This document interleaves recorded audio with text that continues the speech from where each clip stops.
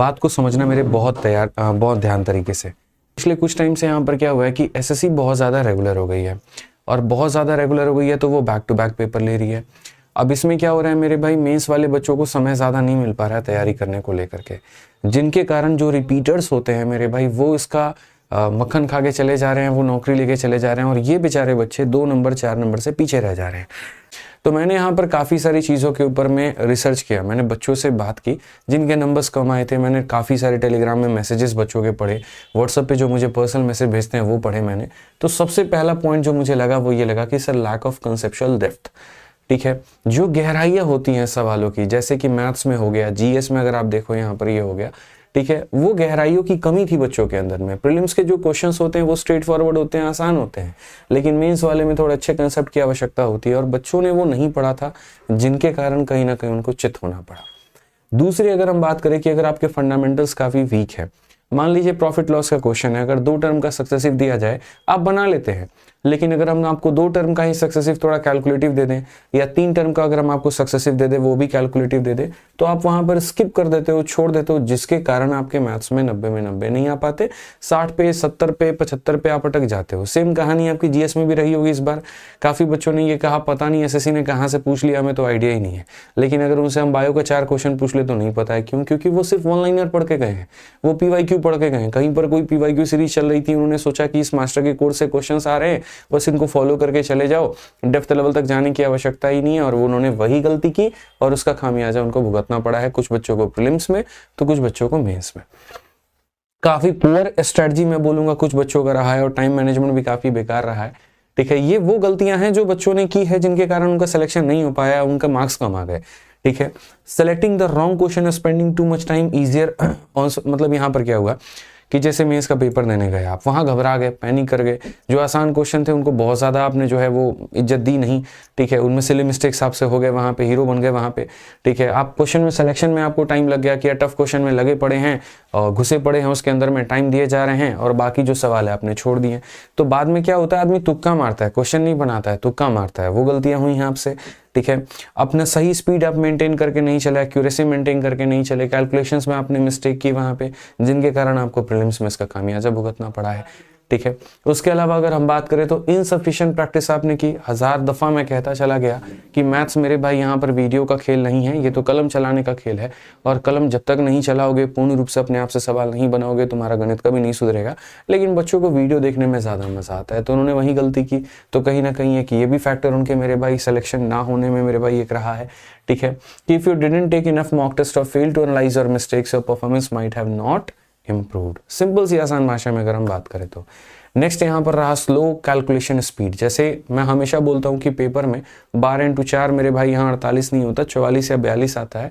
ठीक है, और ये होगा आपके साथ में, लेकिन बच्चों ने उसको भी सीरियसली नहीं लिया। हम कह के थक जाते हैं 30 तक का स्क्वायर और क्यूब याद रखिए, लेकिन आप उसको भी सीरियस नहीं लेते हैं, स्क्वायर रूट की बातों को सीरियस नहीं लेते हैं। और इसी बार इस बार परसेंटेज का एक क्वेश्चन था, अच्छा खासा उसने बच्चों का टाइम वेस्ट किया है, बहुत बढ़िया टाइम वेस्ट।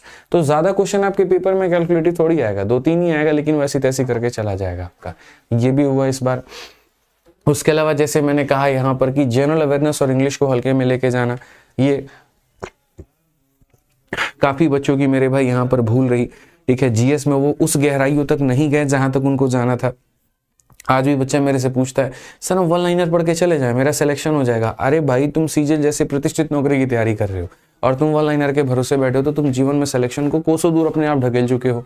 जब तक चीजों की गहराइयों के बारे में नहीं जानोगे, जब तक उनको तुम पढ़ोगे नहीं मेरे भाई, यहाँ पर वो बहुत नुकसान होगा तुम्हारा। तो ये ध्यान रखो। तो जो फ्रेशर बच्चा होता है, जैसे जो हमारे पास में स्टूडेंट्स एकदम नए नए आते हैं, जो एकदम बिगनर होते हैं, तैयारी कर रहे होते हैं, उन्हें तो हम शुरू से ही चैंपियंस बैच या वीओडी बैच में माइंडसेट कर देते हैं कि भैया 9 से 10 महीने का सिलेबस और हम तुम्हें पूरा पढ़ाएंगे और तुम्हें पढ़ना पड़ेगा पूरा। तुम्हारी मजबूरी है ये, तुम मान लो, हंस के गा के रो के जैसे करना है कर लो, तुम पढ़ लो वहां पर।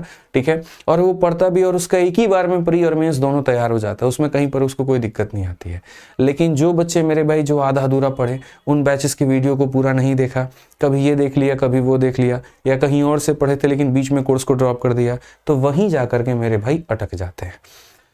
ठीक है, अब वो अटके हैं तो उनको निकालना भी मेरी जिम्मेदारी है। तो मैं कैसे निकालूंगा मैं आपको वो भी बताता हूँ।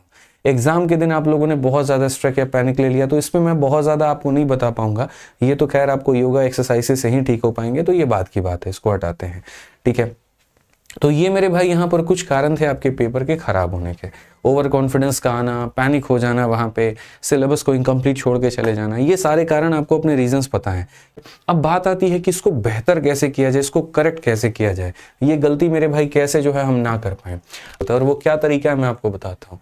सर 2 मॉड्यूल मैं आप लोगों के लिए लेकर के आया हूँ। एक वो जो सेल्फ स्टडी मॉड्यूल है, जो आप चाहें तो खुद से फॉलो कर सकते हैं, इसमें मेरी कहीं पर आपको कोई नीड नहीं पड़ेगी।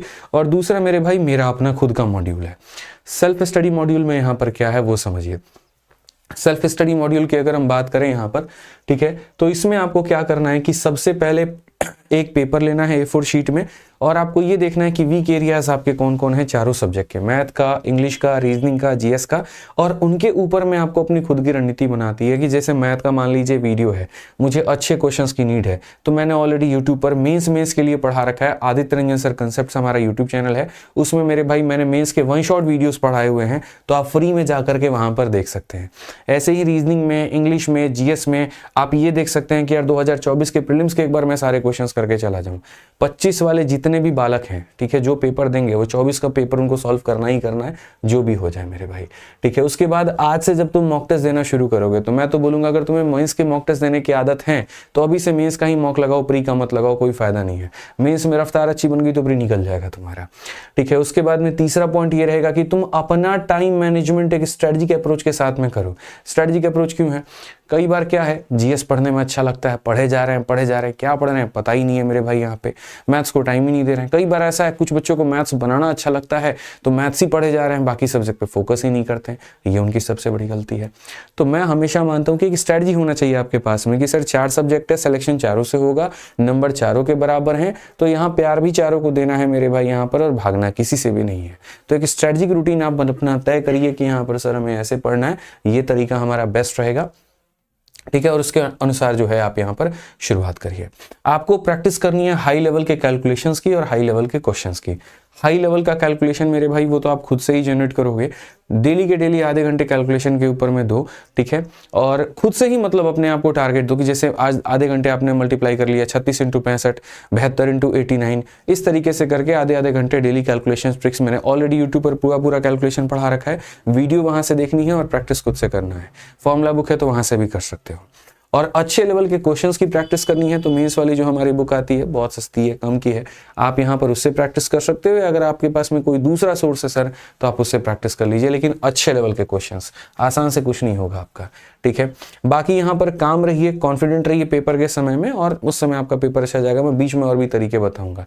सो बेसिकली अगर मैं समराइज करूँ सेल्फ मॉड्यूल में, तो पहला अपनी गलतियों का पहचान करिए। दूसरा मेरे भाई यहाँ पर उनके ऊपर में स्टेप्स बनाइए, रूटीन बनाइए कि मैं इनको कैसे सुधारूंगा। तीसरा अपना एक रूटीन बनाइए पढ़ने का, अभी से लेकर के जब तक मेरे भाई प्रीलिम्स का पेपर होता है। आपके लाइफ में कोई ब्रेक नहीं है, कुछ नहीं है मेरे भाई यहाँ पर। तुम तब मत जागो जब नोटिफिकेशन आएगा, अभी से जा करके रहो। यकीन मानो पूरी जिंदगी मौज करोगे। अभी मौज करोगे, जिंदगी भर मेहनत करना पड़ेगा बाबू तुमको, लेकिन अगले 5 महीना अगर तुम अभी से मेहनत करके चल रहे हो ना, तो पूरी लाइफ तुम्हारी बेस्ट होगी। जीवन में कभी भी किसी चीज के लिए किसी के आगे भीख नहीं मांगना पड़ेगा, हाथ नहीं पसारना पड़ेगा मेरे भाई, और अपनी अच्छी जिंदगी जियोगे, घुटन में नहीं जियोगे, मैं तुम्हें बता रहा हूँ।